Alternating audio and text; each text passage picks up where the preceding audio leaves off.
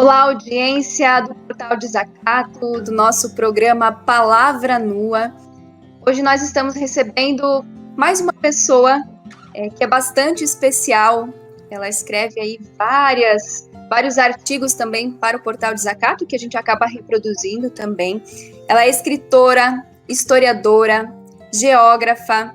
Ela é a Urda Alice Kluiger. Eu tenho dificuldade com a pronúncia do sobrenome, mas depois ela pode corrigir a gente aqui no programa. Ela estudou no curso de Economia da Uniplac de Lages, licenciada em História na FURB de Blumenau, bacharel em História também na FURB, especialista em História, doutora em Geografia pela UFPR.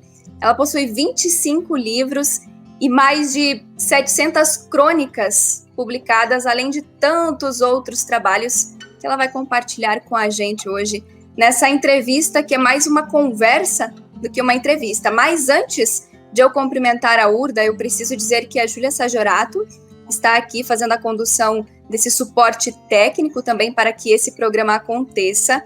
E também não vou esquecer da Maria Antônia, que é a vizinha da Urda e que emprestou aí o telefone celular para que a gente pudesse fazer essa conversa. Então, nosso beijo também, nosso carinho especial para Maria Antônia.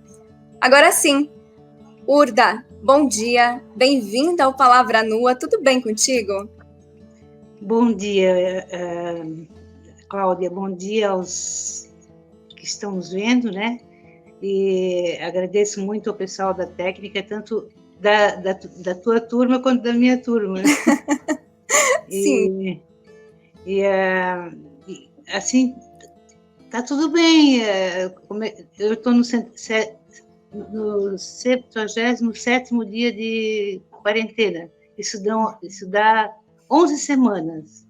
Mas, assim, como eu moro num lugar legal, assim, que é um lugar muito pequeno e que eu tenho um terreno lá fora, tenho árvore frutífera, tenho coisa plantada e tal, e se eu andar uns 10 metros fora do portão eu vejo o mar. Então, tem comida, por sorte, meu pagamento não deixou de vir, então a vida continua, vamos dizer assim, né? O que não dá para engolir é o que está acontecendo no país a nível governamental, né? Mas isso acho que a gente fala mais adiante, né? Sim, sim. E eu sei que você tem muitos animais aí pela casa também, né, Urda? Como estão eles? Pois é, eu tinha 5. E 4 eu adotei mais tarde, mas um era um cachorrinho que tinha se criado no meu colo. Ele estava com 12 anos e meio e faleceu agora durante a pandemia, né? Então, acho que nem vamos falar muito, era o Atahualpa. Ele tem um livro, se alguém tiver interesse no livro e tiver em alguma cidade diferente, assim, pode fazer contato no meu Facebook. Eu posso atender, assim, né? Porque queria muito que o livro dele circulasse. Tá certo. Urda, então vamos lá. Vamos conversar sobre um pouquinho de tudo hoje, mas especialmente sobre o teu trabalho, sobre a tua vida. Eu gostaria que você contasse para a nossa audiência da onde você veio, enfim, as inspirações que você teve também na tua vida, quem é a tua família. Fala um pouco de você para a gente te conhecer um pouquinho mais também. Cláudia, eu nasci em 1952. Isso significa 7 anos depois do final da Segunda Guerra. Então, quando eu fui para a escola, quando eu fui alfabetizada, era um momento que estavam saindo os livros sobre a Segunda Guerra. E eu li muito, muito, muito, muito. Eu li tudo que saiu naquela época, né? E, assim, eu tinha uma curiosidade imensa. Isso eu não sei, dá muitas centenas de livros, eu acho, que eu li só sobre esse assunto aí. Aí eu fico pensando como é o nome do ministro, o Poço Ipiranga? Como que é o nome dele? Agora também esqueci. Pois é, que outro Alguém dia... souber, depois comenta aqui, depois a gente acrescenta na legenda. Naquele malfadado... Naquela malfadada reunião do dia 22 de abril, Ministerial. que saiu semana passada, que disse que leu 8 livros sobre a reconstrução da Alemanha. Aí eu pensei, se ele disse 8, deve ter sido só 4. O que 4 livros fazem diferença? Até hoje eu estou aprendendo ainda, né? E aí isso teve toda uma influência assim, na minha vida. Assim, meu pai foi pracinha na Segunda Guerra, né? Meus pais se encontraram por causa da guerra. Tem toda... Eu cresci em casas que tinham varandas onde domingo à tarde todo mundo se reunia para falar da guerra, porque os jovens eram... Os amigos dos meus pais eram os jovens que tinham participado da guerra, essas coisas assim, né? Então, e aí... Então, aquilo... Eu li muita coisa assim no momento errado, que depois eu não conseguia dormir. Assim, imagina com 11, 12 anos, ler sobre Eichmann, sobre esse pessoal do mal mesmo, assim, né? Sim. E aí a vida correu, né? E eu venho de família simples, família humilde. Meus pais eram pequenos comerciantes e eu sou descendente de imigrantes. E os imigrantes eram quem? Eram os sem terra da Europa, né? Que vieram para cá para arrumar sua vida, né? E aí meus pais tinham pouca instrução. É a história de muita gente, assim, né? E o grande momento da vida dos meus pais, do meu pai principalmente, tinha sido o momento da guerra, porque ele saiu da roça para ir para o quartel, ficou 5 anos servindo o exército, porque ele serviu antes da guerra e depois veio a guerra, ele teve que continuar e tal. Então, tudo tinha uma influência, assim. E aí aquilo passou, e aí a gente começou a ler seleções do Reader's Digest, acho que a pronúncia é essa, não falo inglês. Sabe aquela revistinha Seleções?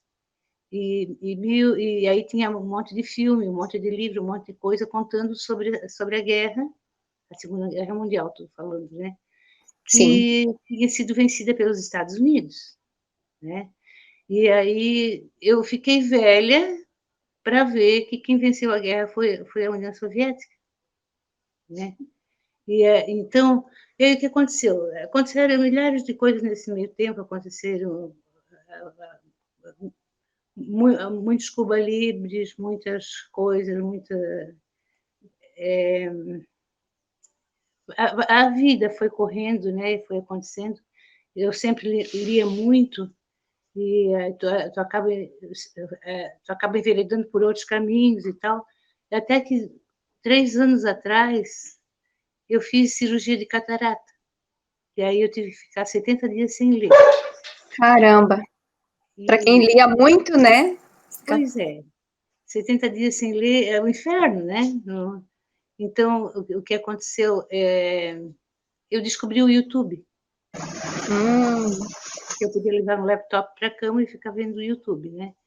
E aí, nesse momento, recém tinha feito 70 anos do final da guerra. E aí tinha muitas coisas que eu não vi de criança e não vi na juventude, tinham saído aí. Assim, olha. Porque muitas coisas foram deixadas para serem publicizadas, né? Publicadas, não sei qual é a palavra certa, 50 anos depois ou 70 anos depois, então tinha muita coisa nova sobre a guerra, né? E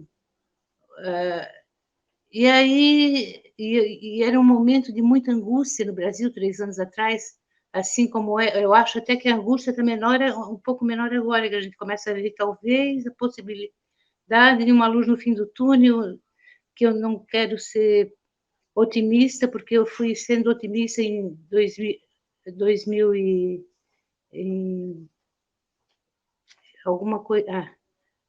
Eu fui sendo otimista desde 2013, 2014, 2015, e sempre, não, agora vai melhorar, e cada vez ia mais para o fundo do buraco. cada E vez vem o mais. golpe, né? Pois é.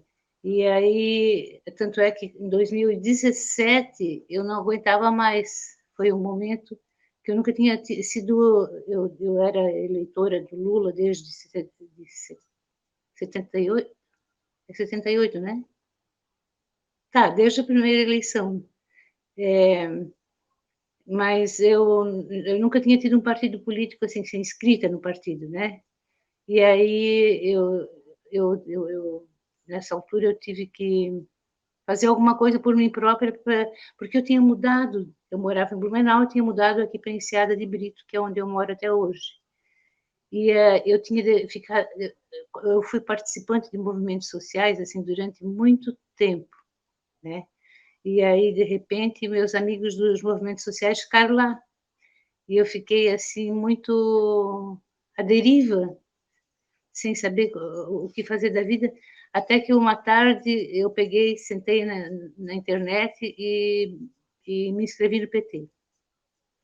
E é só o fato de ter saído uma folha assim em seguida da impressora dizendo que eu tinha sido aceita a minha inscrição com o número tal, tal, eu pensei, ai meu Deus, a minha vida começa a mudar, né?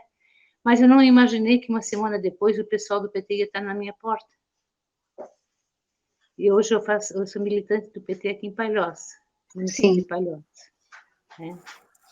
olha E, só. então, assim, são muitas, muitas. Ah, a gente pode falar a tarde inteira, se for o caso. Sim, tem muita história, né, Urda? Mas Sim. vamos lá. O ministro que a gente estava falando antes era o Paulo Guedes, Urda. É que são tantos Isso. ministros falando tanta bobagem que a gente até se confunde nas bobagens deles. O cara disse que leu 8 livros, ele disse com uma empáfia, assim, querendo humilhar todo mundo sobre a reconstrução da Alemanha, como é que... Eu pensei, meu Deus, 8 livros, o que é isso? A gente conversava, a nossa audiência não sabe, conversava com a Urda nos bastidores e ela tá com uma fila de 350 livros para ler. Então, também por isso dessa fala, né? O cara quer se vangloriar e olha só, né? É uma leitura também de uma vida inteira, né, Urda? Não é E também, só agora. também ele não deve ter falado a verdade. Se ele leu 4, leu muito. Eu acho que foi uma pegadinha dele.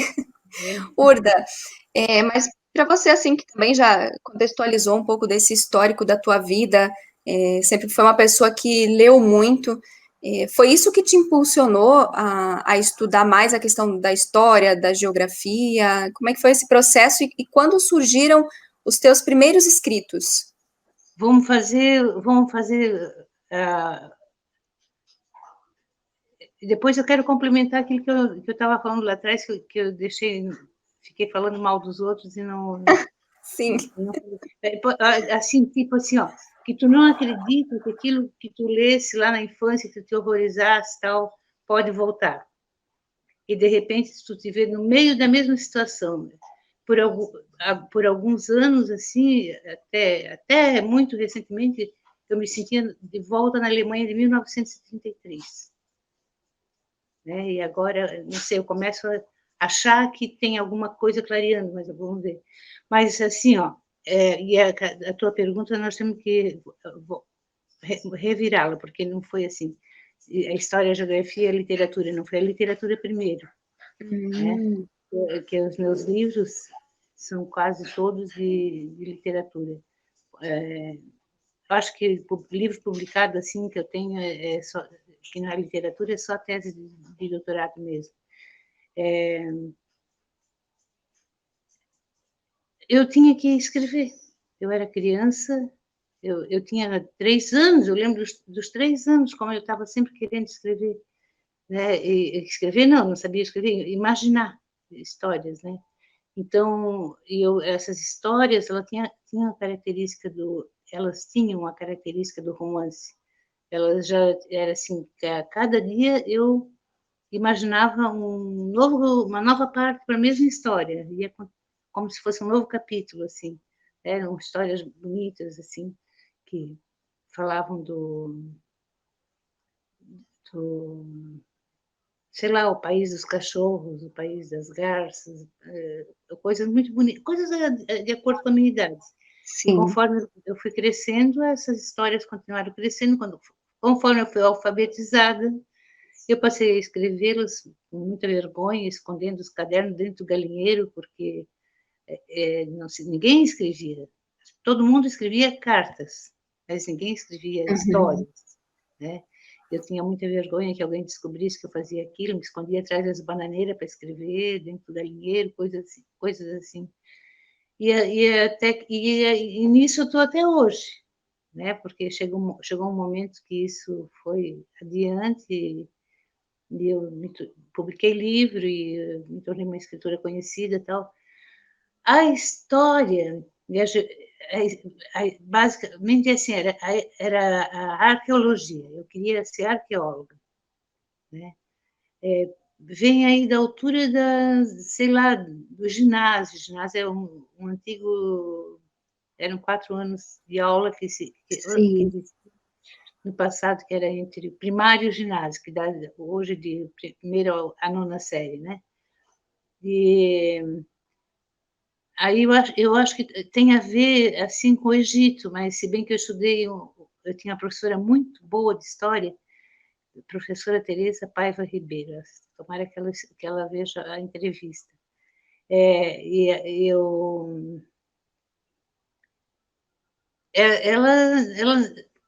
Na verdade, ela ensinou, ela falou de muitos povos, de muita gente, mas o que me atraiu foi o Egito. E foi o Egito por quê? Porque por causa da arqueologia, da possibilidade da arqueologia, né?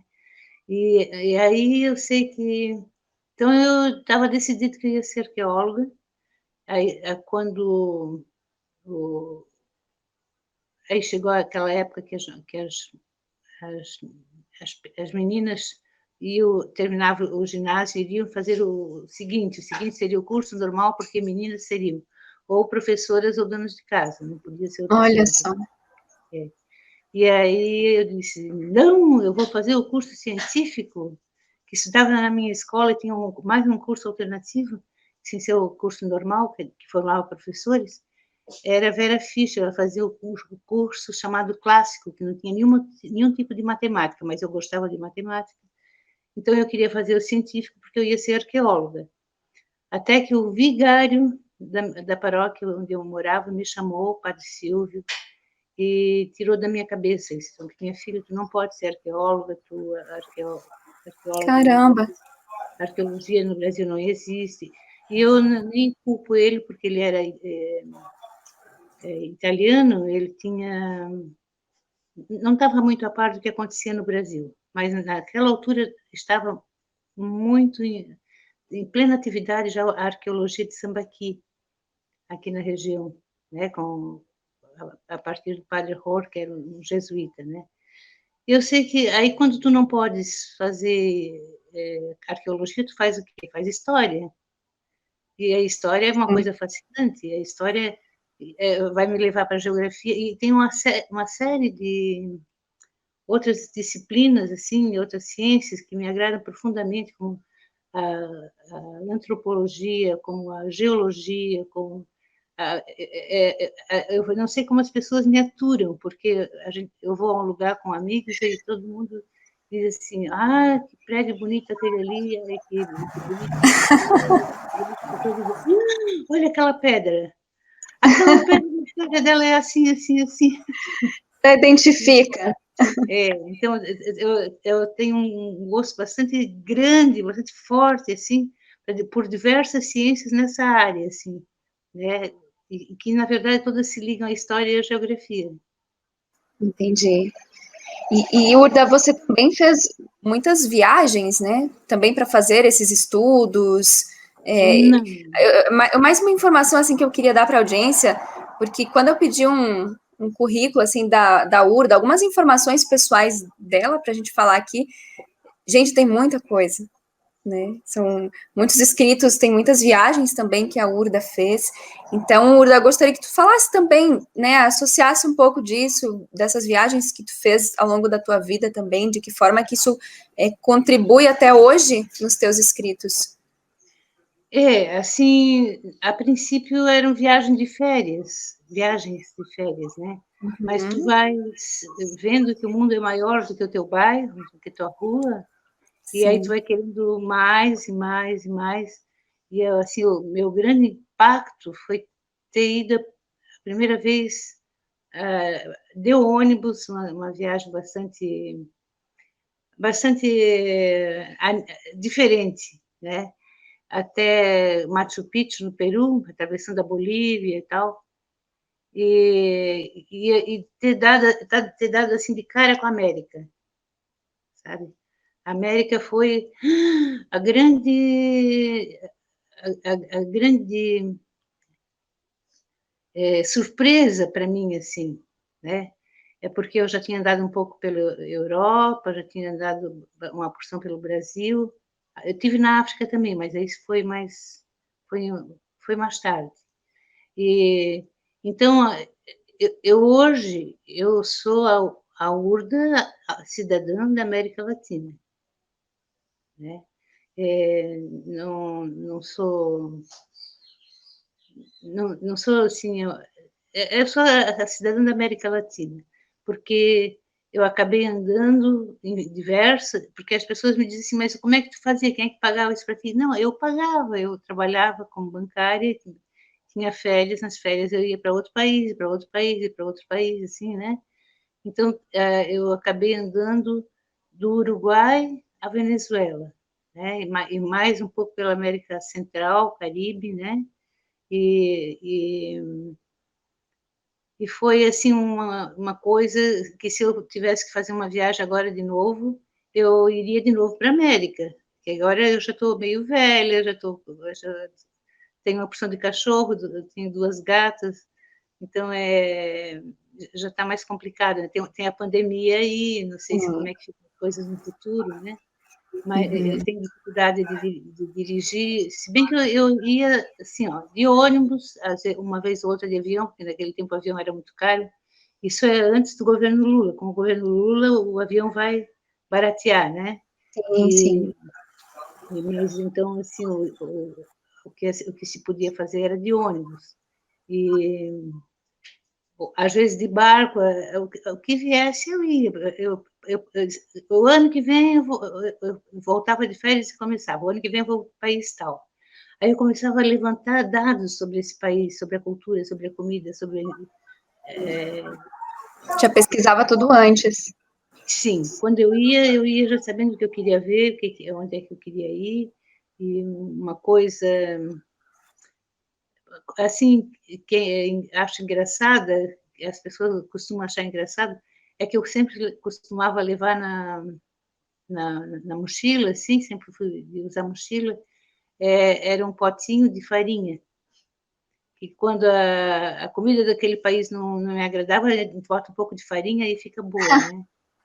Olha só, boa Farinha de estratégia. mandioca. Farinha de mandioca, porque vocês aí nessa região, a farinha é a farinha de trigo, né? É de trigo, tem de mandioca também, mas é mais consumida de trigo. Aqui onde a gente Milho. mora, a farinha é de mandioca, a farinha de trigo a gente chama trigo, né?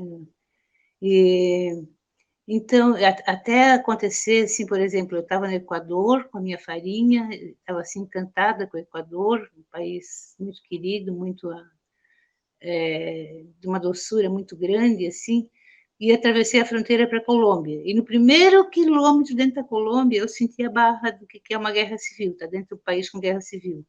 No primeiro hotel que eu entrei, eu joguei a farinha fora com medo de ser confundida com cocaína ou alguma coisa, né? Sim. Acaba havendo fatos assim que a gente não espera e que vão acontecendo e que no fim a gente se lembra e acha engraçado, né? Sim. E, então, as pessoas costumam me perguntar, às vezes, quando eu dou palestra, alguma coisa, e qual foi a sua melhor viagem? Com certeza, pela América, e com certeza as mais bonitas, que foi mais de uma, foi Cuba. Cuba. Conta pra gente um pouco dessa experiência em Cuba, Urda. A primeira vez que eu fui como turista, né? Eu cresci ouvindo falar mal de Cuba, né? Era a normalidade, né? Os padres falavam na igreja, as famílias falavam. E então eu cresci no tempo que não tinha televisão, era rádio. A rádio falava mal de Cuba e tal. E eu tinha lido aqueles livrões grossos do Solzhenitsyn sobre a União Soviética, sobre os Gulag na União Soviética e tal.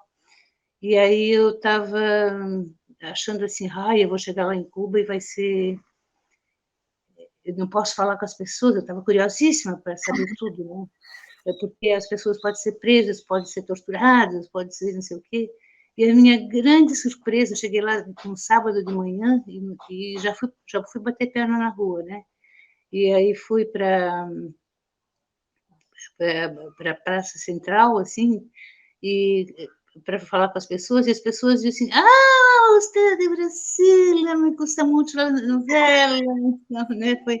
Então, assim, foi simpatia à primeira vista, e eu passei, eu fiquei só uma semana lá nessa primeira viagem, e resultou um livro de tão apaixonante que é Cuba, né? Assim, como é que eu vou te dizer? E as pessoas falavam sobre tudo e sabiam muito mais que eu, sabiam muito mais com qualquer pessoa do que qualquer pessoa que eu conhecesse. E aí me perguntavam coisas sobre o Brasil que eu nunca tinha pensado. Todas as pessoas sabiam muito mais que eu. E eu fui lá a primeira vez naquele momento especial, né? Quando a União Soviética tinha acabado de se desfazer e eles estavam com algumas dificuldades. Mas depois disso também tive em Cuba a trabalho, né? Assim, e vivi como cubana, aí é muito melhor que como turista, assim. A gente está levando divisas e está vivendo a vida que um turista leva. E viver como cubana é muito interessante, porque as pessoas... Posso contar um pouquinho? Claro, claro. Uhum. As pessoas aqui costumam dizer assim, porque um trabalhador em Cuba ganha $12 por mês. Sim. Coitado, é infeliz, passa fome, mas isso nada é verdade, porque ele ganha o equivalente a 12 cookies, que é o dinheiro atual, que eu já tive lá uma vez que o dinheiro era dólar cubano. Né? Um cookie dá mais ou menos $1. O dólar está quanto? Já deve ter mudado, né? Mas dá para a gente ver aqui a atualização. Vamos ver. Está uns 6, 7 reais por aí, né? Vamos dizer, 7 vezes 12, 80 e poucos, 80 e poucos reais, né? Só que assim, o povo cubano não vive com o cookie, ele vive com o peso cubano. Que um peso cubano, um cookie vale uma porção de peso cubano, isso daria, assim, 500 pesos cubanos, e com 500 pesos cubanos a pessoa vive muito bem lá, né? Sem exageros. E é porque aqui dizem assim, meu Deus, porque em Cuba as pessoas não podem sair, não podem viajar para outro país, não podem fazer o que querem. Aqui também não pode, quem não tem dinheiro não pode, né? Pergunto se podia no tempo do Lula. Claro, isso. E podia, né? E eu tive pensando uma coisa agora nos últimos dias sobre a imagem do Brasil no exterior. Porque aqui no Brasil tem alguns países que têm uma imagem péssima. Cuba, Venezuela. E você falou uma questão bem interessante de Cuba, sobre as pessoas saberem muito mais do Brasil, muitas vezes, né, do que, no caso, você naquele momento que estava viajando, ou qualquer um de nós, que conversa com uma pessoa no ônibus, enfim, na rua, ela tem muitos elementos sobre diversos temas. Como você analisa o povo brasileiro nesse sentido? Você acha que o povo brasileiro, ele lê pouco? Como é que você, né, como uma pessoa que tem toda uma bagagem também em torno dessa questão da leitura, pensa isso? O povo brasileiro, assim, lê pouco. Eu ia... Não se interessa muito em aprender. Eu estava pensando assim Aí, no último ano, vamos dizer que eu pensei isso. Lembra quando o Glenn começou a fazer as divulgações do Intercept? Isso. E aí, eu e as pessoas com quem eu convivo estavam assim naquele alvoroço. Ai, o que vai sair hoje do Glenn e tal, e tal, e tal. E, de repente, eu comecei a descobrir que tinha gente. Eu procurei perguntar para pessoas que tivessem curso superior completo, profissionais liberais, gente assim, que eu fui perguntar, tu sabes quem é o Glenn? Não. Nunca ouvi falar? Não. Sabe o que é Intercept? Não. Assim, zero. Não, não... Então, as pessoas não se interessam em aprender, elas são produto... Ai, nem quero falar mal da família, mas vamos pular o capítulo família, mas assim, tu vê cada coisa, a família, assim, que as pessoas se formaram, faz 30 anos ou faz 40 anos, e de lá até hoje só leram a revista Veja. Né? Muitas pessoas só fizeram isso. E outros também não tiveram nenhuma oportunidade. Por exemplo, fez um trabalho para mim, um mocinho, que tinha 19 anos, era bonitinho, assim, um mocinho daquele todo arrumadinho, pronto para ir para a balada e arrasar os corações, assim, cabelinho Sim. cortado e com pintadinho de loiro e tal, que ele não sabia. Eu não estou falando isso, não estou falando mal do menino, ele foi ótimo comigo. Eu estou falando assim uma constatação de realidades que a gente nunca pensa. Ele não sabia nada, sabe? Ele sabia que era bonito aquele cabelinho dele pintado e que ele ia no sábado ia arranjar uma menina e coisas assim. Ele não sabia, nessa época o Lula estava preso em Curitiba. Ele não sabia a diferença entre Curitiba e Brasília.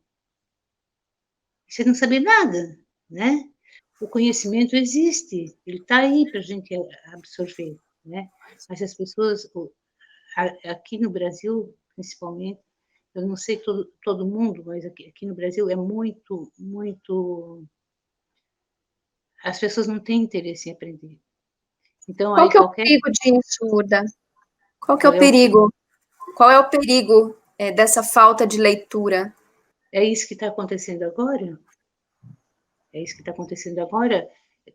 Assim, ó, de Chico Buarque até o ministro do Supremo Tribunal Federal, todo mundo é chamado de comunista, né? Tu olhou atravessado para alguém, tu já é comunista, né? Sendo que dessas pessoas, eu creio que assim, 99% não tem a menor ideia do que é um comunista, né? E então é uma ignorância assim que fica embutida nas pessoas, e quem contar qualquer mentira para qualquer pessoa está tudo certo, né? A história dos fake news agora, né, que fez o povo eleger quem elegeu e tudo mais, né? Botar o país no estado que a gente está, porque assim eu penso que vai melhorar. Sempre penso. Agora parei de pensar que vai melhorar, porque acho que eu já levei assim chute nas canelas vezes demais, assim, né? Então eu penso assim, não vai mais, não sei, agora com a pandemia, então essa sensação de perigo ficou maior ainda, né? Então, e a gente vendo uma doidinha, que nem aquela lá dos 300, que eu não lembro o nome dela agora, querendo ir na casa do ministro do Supremo Tribunal Federal, bater na cara dele e tal.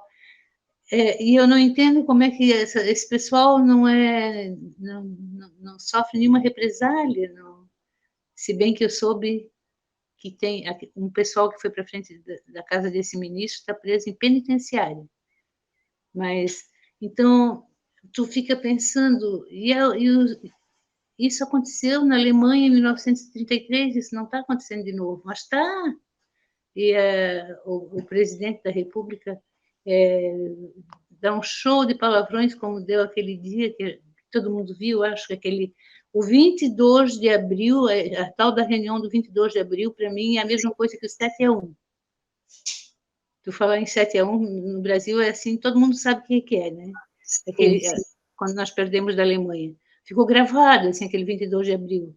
E outro dia eu estava pensando, foi o dia, fazia 520 anos que o Brasil tinha sido descoberto, acontece uma coisa daquela, como é que pode, né? Era para em 520 anos alguma coisa ter sido aprendida, ter sido melhorada, mas não, estamos na mão de uma oligarquia que faz com que as coisas se repitam, se repitam, se repitam. A cada 20 anos ou 30 anos tu tens um golpe de Estado e nada acontece. Aconteceu quando? Quando estava o governo do PT, que algumas coisas melhoraram. Melhorou muito, mas podia ter melhorado mais, podia ter melhorado muito mais. Não houve... Mas aí veio o golpe de Estado de novo. E agora, quanto tempo vai levar? Porque nós temos que lembrar uma coisa, que a pandemia está causando diversos problemas e muita gente está morrendo, eu espero sobreviver, mas não tenho certeza disso, né? Mas, assim, não estamos mal por conta da pandemia. Uma semana antes da pandemia, o Brasil quebrou, o mundo quebrou economicamente, o capitalismo teoricamente quebrou, mas e agora? O capitalismo vai ficar, vai voltar, vai se refazer, vai... eu não sei, agora eu não sei mais nada, sabe? Então eu tenho andado assim bastante sem sem saber o que esperar, sem saber o que fazer. E por aí. É um cenário bastante difícil, né, Urda? A gente vê, como você falou antes também dessa reunião ministerial, são várias movimentações e antes do Covid-19 existiam outras pandemias, né? Acontece que agora a gente não está tendo estrutura e muitas forças para enfrentar o Covid-19, mas antes também a matança dos povos indígenas, o extermínio das juventudes negras, essa violência, né, que o imperialismo sempre trouxe, também pôs em nosso país, então isso também preocupa muito, como que a gente vai lidar com tudo isso, mais o Covid-19. Pois é, me parece, tenho uma certa sensação que o Covid dos males é o menor, perto das outras coisas que estão acontecendo, né? Essa coisa de matar os mocinhos pretos nas favelas, nossa, é uma... Eu tenho muita fé, assim, que está havendo uma movimentação muito grande das mulheres negras. Eu tenho muita fé nelas, que as mulheres sempre têm mais garra, sempre têm mais... Porque senão nós ficamos nessa coisa de capitanias hereditárias toda a vida, como é que fica? Então, os povos originários, eles não têm como se defender. Eu moro do lado de uma aldeia, saindo do meu portão aqui, anda 3 casas e começa já a terra da aldeia. Uma aldeia indígena que é sistematicamente perseguida através da imprensa por gente mal intencionada, que com certeza recebe para fazer isso, né? Porque tem gente que provavelmente quer aquela terra para construir, sei lá, resorts de luxo, alguma coisa assim, porque é muito linda a terra, é um lugar, a visão lá de cima é muito bonita e tal. Então, e aí às vezes tu tem que conviver com essas pessoas nojentas, né? E aí tu tem engulhos, tu não quer conviver. E às vezes a vida te coloca no mesmo ambiente, tu tem que conviver algumas horas. Isso tudo me faz um mal enorme. Estou querendo assim ficar aqui no meu canto. Eu interrompi por 30 anos, eu tive um texto semanal, uma crônica semanal. 30 anos, se eu tivesse no jornal, era para o jornal e depois para todo mundo, e se não tivesse no jornal, era para todo mundo, e assim, eu levei 30 anos assim, até que faz uns 2 ou 3 anos atrás, eu parei, eu estou incapaz de escrever uma coisa sobre isso. Eu tenho escrito um diário sobre a pandemia, que eu publico no YouTube, né, e já, porque dói, escrever dói, sabe? Tá muito difícil, assim, alguma coisa tem que acontecer e mudar. Porque É isso. se eu que tenho uma casinha para morar, tenho meu saláriozinho de aposentada, tenho comida, tenho meus animaizinhos, tenho uma série de coisas legais, estou assim, imagina que não tem, eu tenho plano de saúde também, imagina que não tem comida dentro de casa, está parado por causa da pandemia, as crianças não têm como se alimentar, tem 2, 3 crianças, tem que pagar o aluguel, tem que... Nossa, e tem que pegar o ônibus lotado, porque certos vilões aí da sociedade exigem que o trabalhador vá trabalhar, e assim, sujeito a qualquer momento a morrer por causa da pandemia.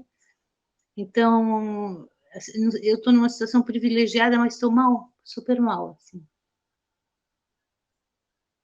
É porque é muita coisa também, né, Urda, que vem em mente. Eu acho que você também, como tu falou antes, militou nos movimentos sociais também, o próprio partido, né, dos trabalhadores.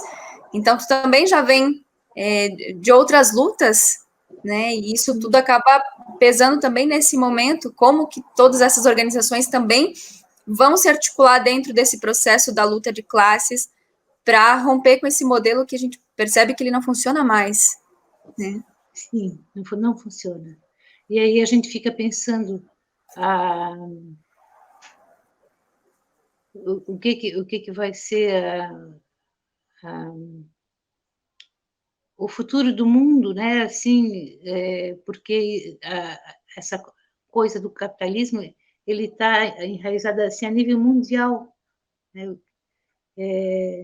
Não sei, e depois dessa pandemia, se a gente vai avançar, porque nós tivemos uma coisa parecida no século XIV, anos 1300, né?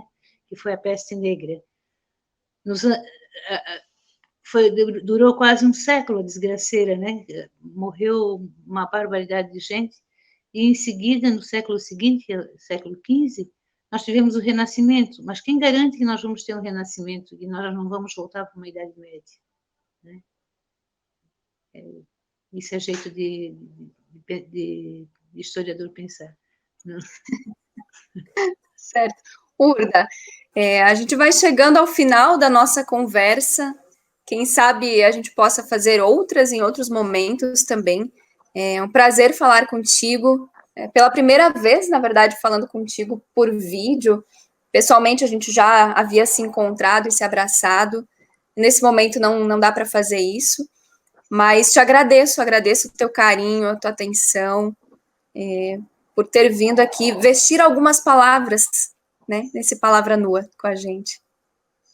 Muito obrigada, eu que agradeço o convite, né? Eu tenho uma ligação com o desacato, assim, que vai de muito tempo.